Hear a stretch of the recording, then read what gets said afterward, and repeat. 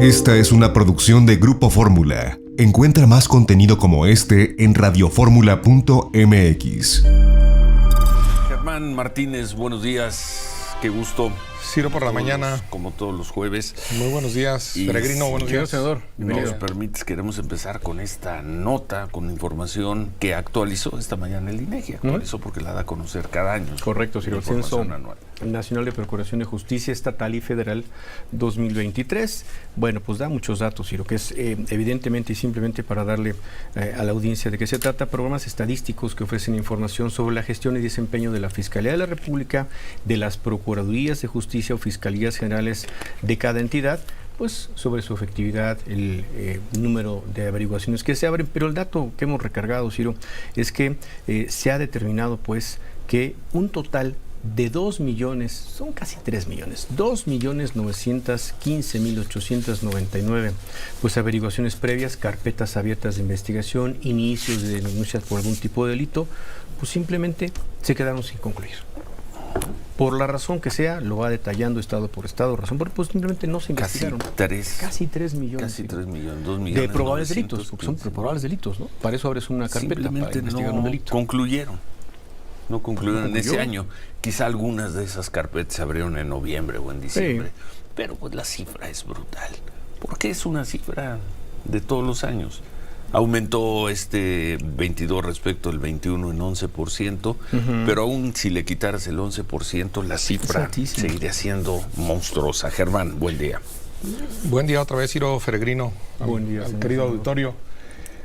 Esto quiere decir que hay una impunidad, que no se persigue al delito, que no se persigue a los delincuentes, que les vale un comino perseguir a los delincuentes, que sigue habiendo abrazos para los delincuentes, y que la inseguridad que sentimos los mexicanos se debe atacar en 4 patas. La mesa de la seguridad tiene 4 patas. Una es la prevención. ¿Quién ha hablado de prevención en este país? Prevenir el delito. Jóvenes construyendo el futuro previno el delito. Ja, ja, ja. En Lagos de Moreno, el futuro para los jóvenes en muchos lados fue una tumba, o es las drogas, o es la desaparición. Prevención. La procuración es la otra pata, es esta de la que estamos hablando. Procurar es perseguir al presunto ladrón, al presunto homicida, al presunto feminicida. Luego la impartición de justicia, de eso ya hablaremos ahorita, que son los jueces a los que les quieren chutar la lana.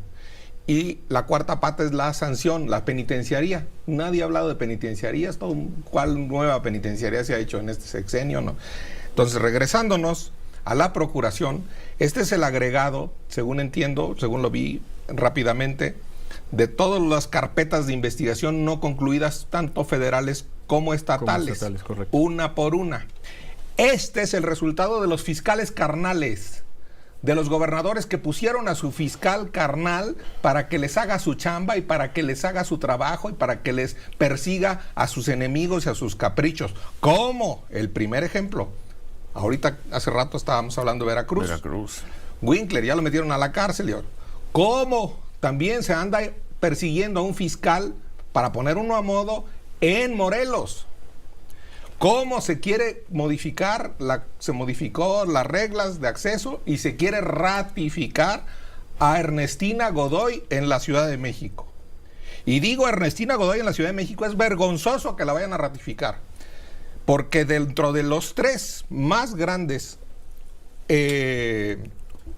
estados que aportan más carpetas de investigación no concluidas que reportó el INEGI, dentro de los 3 estados con más impunidad, con menos trabajo en las fiscalías, es Baja California, Jalisco y la Ciudad de México. Y la Ciudad de México son los más impunes y quieren ratificar a Ernestina Godoy. Ahí sí, el frente valdrá un comino, el frente amplio opositor, el del PRI, el del PAN y el del PRD, valdrán un comino si ratifican a Ernestina Godoy porque tienen los votos. Ciudad de México. Ellos lo pueden parar. Lo pueden parar. Valdrán un cacahuate. Pero es el Frente y Movimiento Ciudadano. Sí, valdrán un cacahuate. Ahí sí es que todavía existe eso que conocimos como el bloque de contención. Sí, ¿por qué? Pues porque ahí están los trabajitos que se le hicieron a varios inocentes, porque ahí está el trabajo inconcluso, que ya lo atrajo la Fiscalía, afortunadamente, la General de la República, contra Ciro Gómez Leiva, porque la verdad es que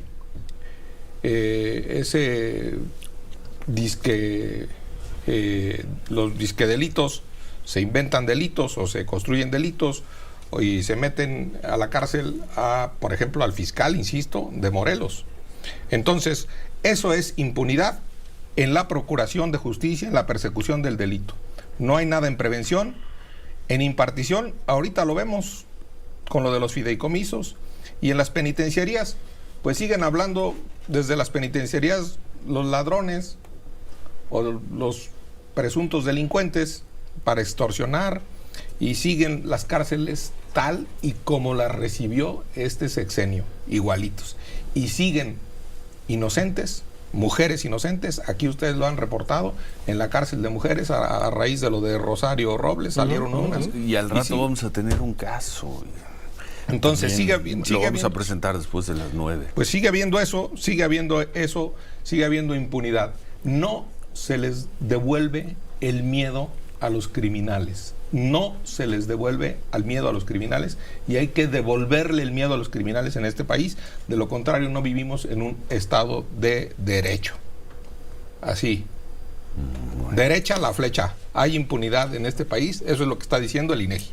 El gobierno, el presidente López Obrador y sus diputados, porque son sus diputados, insistirán que quitándole estos fideicomisos al Poder Judicial no pasa nada con el funcionamiento, sino son fideicomisos para los privilegios de jueces, magistrados, ministros. Y la Suprema Corte se defenderá diciendo que no, que lo que están tocando son ahorros, son prestaciones y operación del Poder Judicial. Y así se van a mantener. Pero ¿quién tiene los votos para ganar? Morena. Bueno, salvo que los diputados ebrardistas se rebelaran. Tienen los votos para violentar la Constitución, Ciro, porque robarse esos fideicomisos. Primero hay que decir algo sobre los fideicomisos. Es un robo. Hay fideicomisos públicos y hay fideicomisos privados. Y no todos los fideicomisos públicos son ratería, porque también los ha hecho la 4T. El IMSS Bienestar es un fideicomiso nuevo. El IMSS Bienestar es un fideicomiso nuevo. Yo defiendo a los fideicomisos públicos, a la escuela pública y a los hospitales públicos. Y algunos fideicomisos privados, algunos son verdaderas arquitecturas de avaricia para evadir impuestos, y ahí la 4T no ha hecho absolutamente nada. Ahí con una instrucción de venta no se paga impuesto a traslado de dominio dentro de un fideicomiso. No son malos. Insisto, hay fideicomisos aduaneros, hay fideicomisos militares, el Senado tiene sus propios fideicomisos. Lo que se está proponiendo es una confiscación de las condiciones generales de trabajo establecidas en el 127 de la Constitución, una confiscación que está prohibida por la Constitución en el 22, y ya no le sigo, mejor no le cambie, y ahorita voy a decir más cosas de los fideicomisos porque es un robo. ¿Con qué nos quedamos, Germán, para pasar a otro tema? Dos datos. Un dato que se me pasó de las averiguaciones previas. El 1.7... Inconclusas. Sí, inconclusas, averiguaciones previas inconclusas, impunidad concluida. 1.7 de todo el montón son de la Fiscalía General de la República. Solo ni el 2%.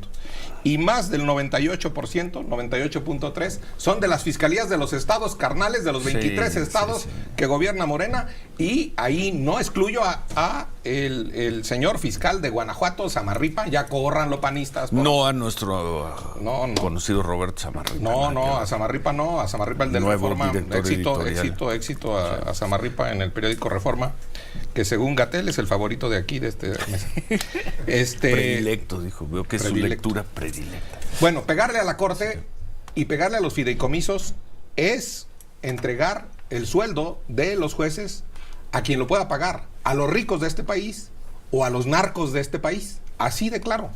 Y segundo, AMLO, el presidente, que habló de corrupción, solo ataca la corrupción en donde hay un espacio de independencia, de autonomía, de profesionalismo. No la ataca en otros lugares. Doble contrasencillo a que la mayoría de los ministros de la Corte tiene menos casas que Manuel Bartlett. doble contrasencillo a que los jueces de este país no tienen jardín, no tienen la jardinería, es porque hay casas judiciales donde están los archivos en el país. Los bonos, insisto, son condiciones generales de trabajo protegidas por el 127 de la Constitución. Condiciones generales de trabajo. Y queda excluido, estoy leyendo la Constitución, los servicios de seguridad que requieren los servidores públicos por razón del cargo y del desempeño. ¿Ya se les olvidó que movieron a un juez en Colima y lo mataron? Tienen casas y tienen vehículos para protegerlos del narco. Quítenselas las casas, quítenle los vehículos de seguridad a los jueces y va a haber en este país un matadero de jueces con cargo en la 4T, con cargo en Morena. Robar estos fideicomisos es debilitar al Poder Judicial. Y así empezó, perdón que lo diga, toda proporción guardada, así empezó, ahorita lo hablamos al final, pero así empezó Benjamín Netanyahu en Israel, debilitando a la Corte. Las más grandes manifestaciones fueron hace 3 meses en Israel, debilitando a la Corte para que la Corte no pudiera anular las decisiones del ultraderechista Benjamín Netanyahu. Una cosa es Palestina y sus Hamas, repudiables, condenables, asesinos, atroces, locos, pero Benjamín Netanyahu, el presidente de Israel, empezó debilitando y tenía a su pueblo en contra. Empezó debilitando a la Suprema Corte, al Poder Judicial y, insisto, Bartlett tiene más casas que la mayoría de los ministros y los ministros no gastan al año los ministros de la Corte lo que el presidente del Senado, y también hay fideicomiso en el Senado de la República. Bueno, a ver, cambio de tema. Habló el presidente López Obrador sobre esta controvertida fotografía, imagen. Ayer se dio en Perote, Veracruz. Terminaban las celebraciones por los 200 años de la fundación del Colegio Militar. Se reconoció a los militares que fueron, que dirigieron el colegio, entre ellos el general Salvador Cienfuegos. Y en un acto ese sí muy institucional, como luego el presidente López Obrador no suele respetar la institucionalidad en otros casos, pero aquí sí, condecoró al general Salvador Cienfuegos. Y eso molestó a personas que supuestamente son cercanas al presidente López Obrador. Ve el cartón hoy de Hernández en La Jornada, por ejemplo. Y por cierto, La Jornada no trae la fotografía ni la nota. ¿Y qué dijo el presidente López Obrador, Sofía? Buen día, Ciro. Sobre Buen día, el senador. general Cienfuegos y este evento de ayer. Dice el presidente López Obrador que ayer todos se lanzaron a criticar la entrega de este diploma, dice el presidente, este reconocimiento al exsecretario de la Defensa. Dice que ni siquiera informaron que fue por el cumplimiento de los 200 años del heroico Colegio Militar. Dice el presidente, ¿por qué les molesta lo de Cienfuegos? No es solo lo de los 43, y para empezar a responder sobre esto, no hay nada en la investigación donde se acuse de manera directa al general Cienfuegos por el caso Ayotzinapa. Que quede claro, dice el presidente López Obrador, que si alguien más tiene otra información, que la dé a conocer, pero que en la investigación nada apunta al general Cienfuegos y que la inconformidad de fondo es esto de haberlo traído de Estados Unidos, cuando dice el presidente que la DEA le fabricó delitos en un acto de venganza donde no había elementos en contra del general Cienfuegos. Dice que en el caso de Ayotzinapa es muy raro que se construyó una verdad histórica, mejor dicho, una mentira, y los que construyeron la mentira estaban libres. Dice que los supuestos defensores de los jóvenes nunca exigieron que se metiera a la cárcel al procurador y ahora vienen a cuestionar el caso de Cienfuegos. Duro el presidente contra los suyos, pero además con un punto de razón. Lo comentamos aquí, Manuel, al inicio del programa. ¿De qué se le acusa? ¿De qué está acusado hoy el general Cienfuegos? De mala fama para algunas personas propagandistas de este régimen y que lucraron con historias de condena, entre otros personajes, al general Cienfuegos. ¿De qué está acusado hoy el general? ¿De qué está acusado? De haber ido a enfrentar a un grupo criminal que dominaba una región del Estado de México en 2014 y la sigue dominando hoy, el caso Tlatlaya. ¿De qué está acusado el general? Yo no, Ciro, yo no estoy enojado porque se le dé ese condecoración. Ese reconocimiento, es el ejército el que se lo da y es de utilería el presidente, es el que se lo entrega ahí. La verdad es el ejército el que se lo da. Ya él es el secretario de la defensa en tiempos de Peña Nieto. Ya Peña Nieto es un demócrata como Francisco I. Madero. Peña Nieto no tuvo nada que ver con Ayotzinapa, es un ángel de la guarda. Peña Nieto es tan inteligente como Albert Einstein. Peña Nieto ya no es frívolo, es de verdad un jefe de Estado. Para este gobierno. Sí, ya Macuspana se va a llamar Macuspana de Peña Nieto. La verdad es que a mí me da gusto, porque Cienfuegos, si no recuerdo mal, es oficial mayor del ejército del comandante Felipe Calderón Hinojosa, el oficial mayor del ejército de el general Galván Galván. Así es. Entonces, se está condecorando el manejo administrativo, el manejo del dinero en algún momento, del propio Felipe Calderón en eso. Yo, allá la DEA, que fue la que dijo, ya esperaré yo algún pronunciamiento de la DEA. Yo insisto en que en Estados Unidos es donde se hace justicia. Allá se hace justicia a algunos mexicanos que se escapan de aquí, como a Joaquín Nazón, pederasta de la luz del mundo, amigo de muchos de la 4T, a que está acusado de pederastia en Los Ángeles, y como García Luna también, allá está en Estados Unidos, acusado y condenado no por la justicia mexicana, que aquí está vapuleada, sino por la justicia norteamericana. Y el gobierno de México luego entrega extraditables a gusto y a contentillo de los Estados Unidos.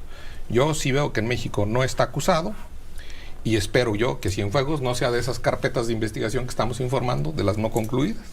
Pues hasta donde sabemos, ¿no? No, claro, por eso yo nomás espero que no sea. Pero sí es una foto, Ciro, al final del día es una iconografía, una foto que sí expresa la militarización de este país, que yo he combatido. Pero es una foto, ¿por qué? Porque se están celebrando 200 años del Colegio Militar. Porque el presidente está a las órdenes del ejército, en mi opinión. El presidente es el comandante en jefe del ejército.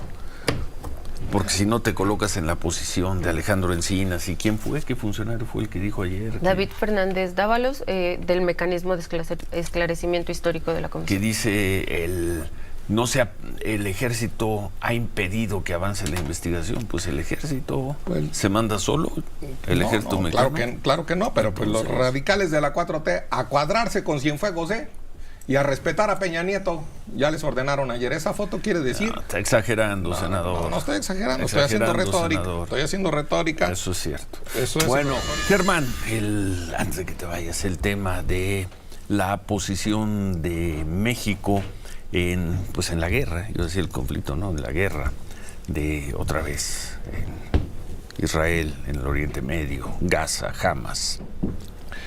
Antes, rapidísimo, solo quiero mandar un saludo y lamentar que no haya pasado a la segunda ronda para rector de la UNAM.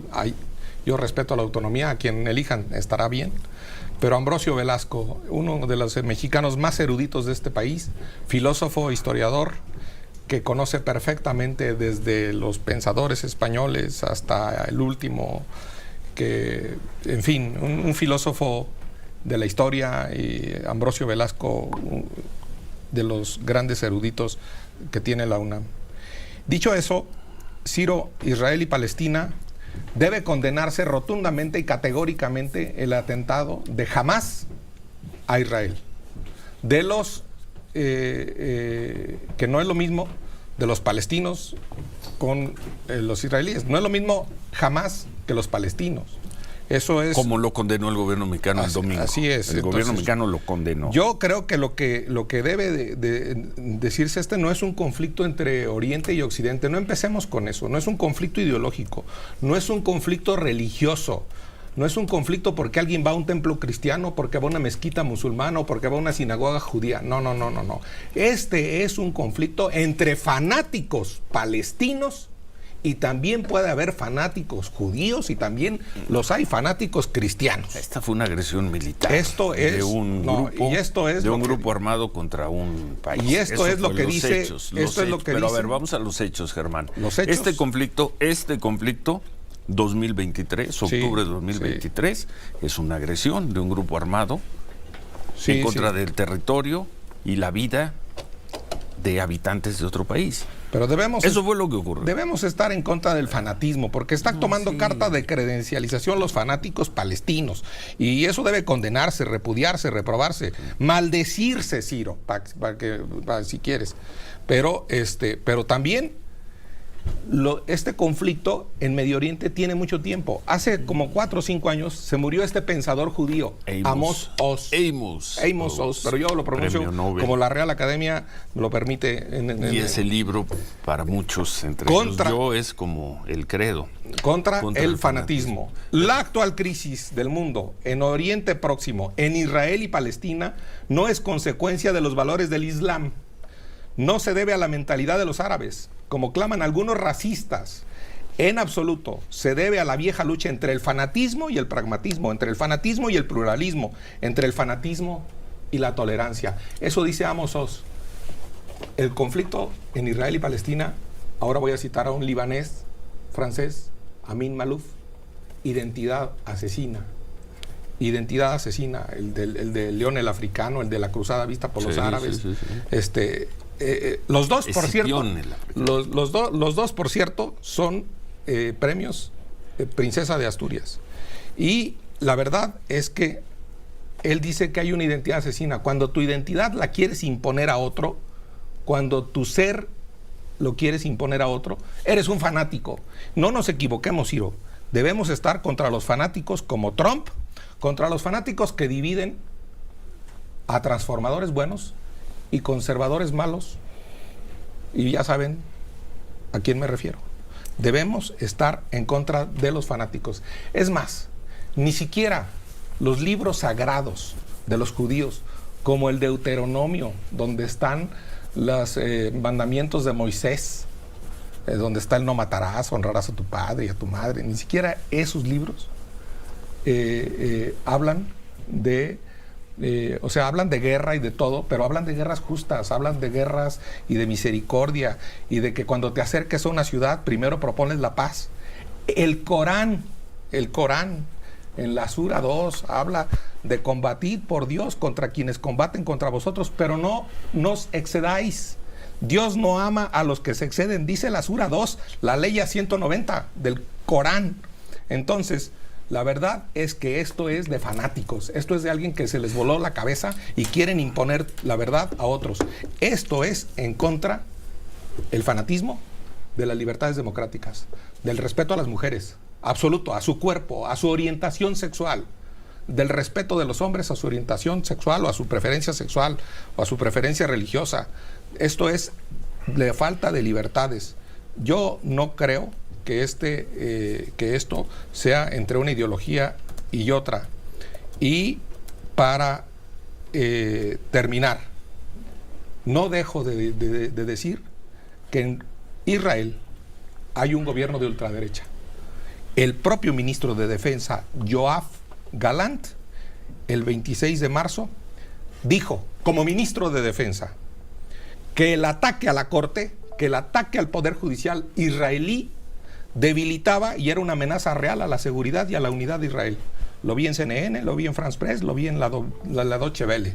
Esto que acabo de decir, que era una amenaza real a la seguridad. El propio ministro de Defensa Israel estaba dividido, Israel está debilitado, Israel andaba distraído en divisiones internas. Y en ese momento lo atacan. Y en ese momento lo atacan injustificadamente. Y condeno sin paliativos, más que López Obrador.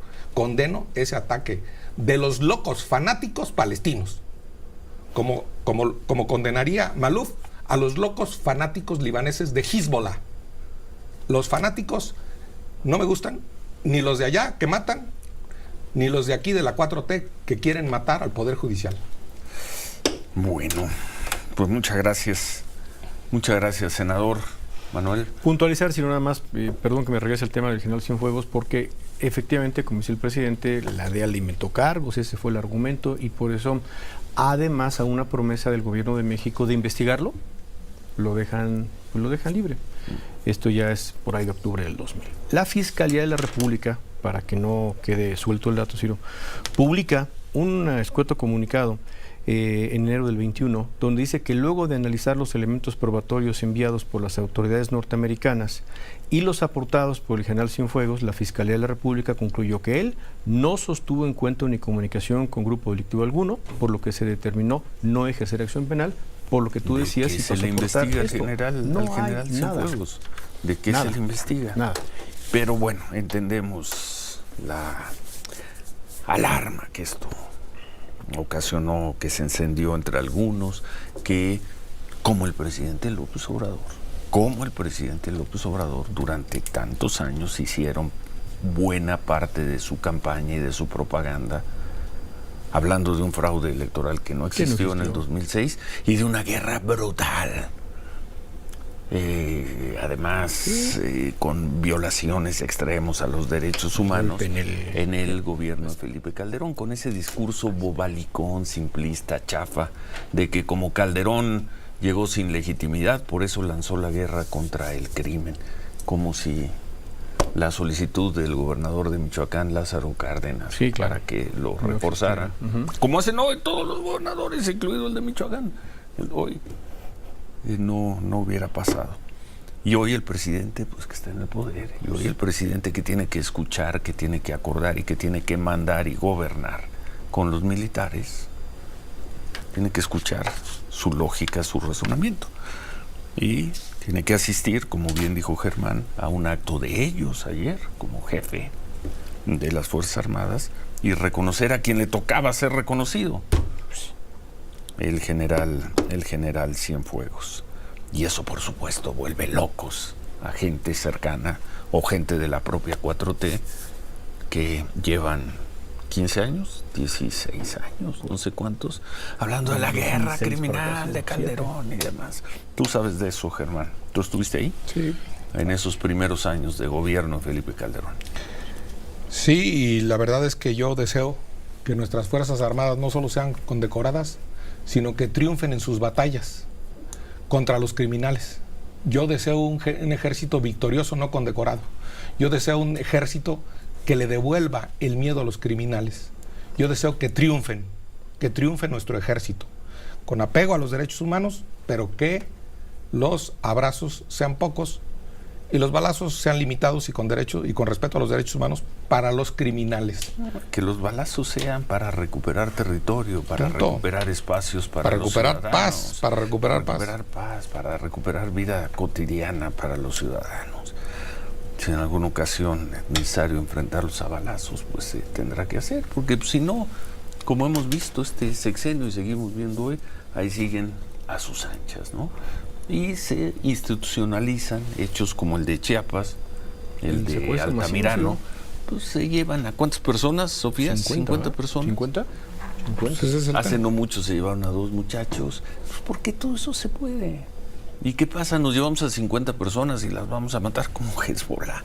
Claro, estoy exagerando la analogía. ¿Por qué? Porque tenemos un problema ahí con el ejido, quién sabe qué, la propiedad. Entonces nos llevamos a 50 personas. Se puede decir, y aparece la autoridad, negocia, y una vez que negocia, no pasa nada con quienes privaron de su libertad a 50 personas. Pero eso es México, Germán. Sí. A mí me gusta ver al ejército trayendo mexicanos de Israel. Me gusta, muy bien. Pero no me gusta verlo en las aduanas, pero no me gusta verlo en el Tren Maya, pero no me gusta, porque ahí dan adjudicaciones directas y dan contratazos a generalazos.